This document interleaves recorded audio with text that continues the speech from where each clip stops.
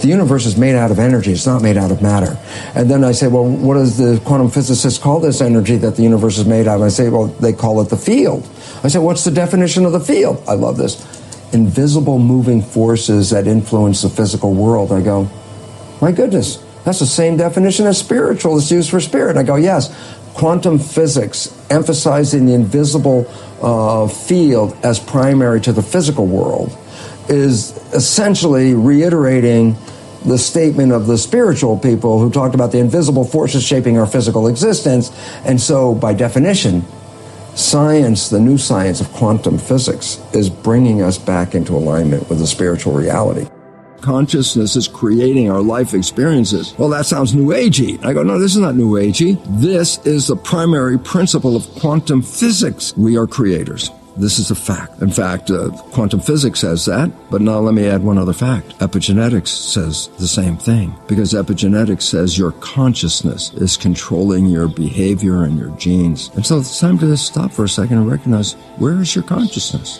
What are you thinking about? And the idea is, start thinking all those very positive thoughts, but don't try and tell the universe how it's going to manifest, okay? You think of the picture, let the universe get you there.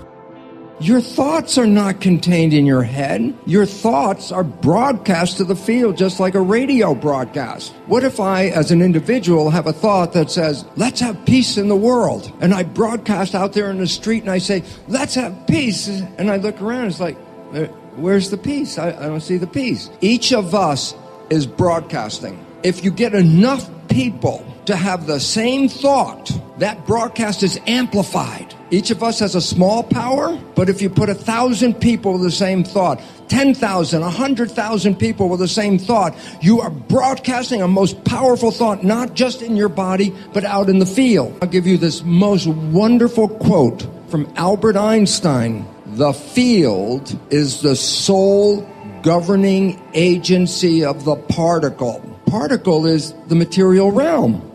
So what was Einstein saying? It's the energy in the field that shapes the physical experience of our lives. And if enough of us collectively have an energy that's coherent and strong, and we broadcast the belief, we change the world. And this is part of the physics, quantum physics. Everything is vibration. You put out a good vibration, the only thing that responds to a good vibration is a good vibration. Bad vibrations are on a different frequency. They don't mix each other. You put out a vibration, you're going to get back what that vibration is. It's called resonance. Whatever picture you hold in your mind, the brain translates that into complementary chemistry. If I have a picture of love, my brain releases wonderful things into the blood, like dopamine for pleasure, oxytocin to bond with others, a growth hormone. And growth hormone does exactly what it says. So when you're in love, you're releasing this growth hormone, which enhances your vitality. And that's why when people fall in love, they get so healthy. They get, they say, oh, look how they glow. They're so in love. And I go, this is the chemistry of the blood engaging the behavior of the cells. But what if I'm holding a picture of something that scares me? I say, well, you're not going to release love chemistry. You start to release stress hormones and factors that affect the immune system and all that. I say, well, that's a different chemistry. I go, yeah, just like in the culture dish, a different chemistry leads to a different genetic activity. The movie The Matrix is not science fiction. It's a documentary. Every human, and it's a fact, every human first 7 years download a hypnosis. A child below 7 has a lower vibration than consciousness. It's called theta. Theta is imagination. Theta is also hypnosis. 95% of our life, this is a fact, comes from those programs in the subconscious. For 400 years, they were boasting. People didn't understand. They say, give me a child until it's 7 and I will show you the man. The subconscious mind is not thinking, creating. The subconscious mind, push the button, play the behavior. The conscious mind with your creativity has your wishes and your desires. The subconscious mind was programmed by other people, your mother, your father, your siblings, and your community. You wake up with a wish and a desire of what you want, and then the rest of the day, you play the programs that you got from other people that don't answer your wishes and don't support your desires, and all you see is the consequence of it and go, oh my God, why is it not working? And the answer is because you don't see 70% or more of the programs in the subconscious are disempowering, self-sabotaging, and limiting behaviors. Here's the biggest problem in programming, I'll tell you right now. Parents act as coaches for their kids. Let's say a kid on a sports team isn't doing well. The coach doesn't say, oh, please try harder. No, he says, that's not good enough. Who do you think you are? You don't deserve to be on this team. But this kid is older and conscious. A child under 7 is not in consciousness, but a child under 7 is in record. So the parent's acting as the coach. That's not good enough. Who do you think you are? You could do better than this. I say, the child under 7 is, I'm not smart enough. I'm not deserving. I'm not good enough. That's a program. They didn't understand the meaning of the parent under 7 because consciousness was not that function of the brain at that time. Just record. Because parents want to help us, so they figure if they needle you, stick you, that you're going to do better. Well, then 95% of my life is coming from what? Not smart enough, not good enough, not deserving. The program that's running, then the behavior will manifest that program. Not good enough, not smart enough, not healthy, whatever it is. I work in belief change programs with people. We have people test for the belief, I love myself. 80 to 90% of every audience will not test positive to I love myself. Where the hell did this come from?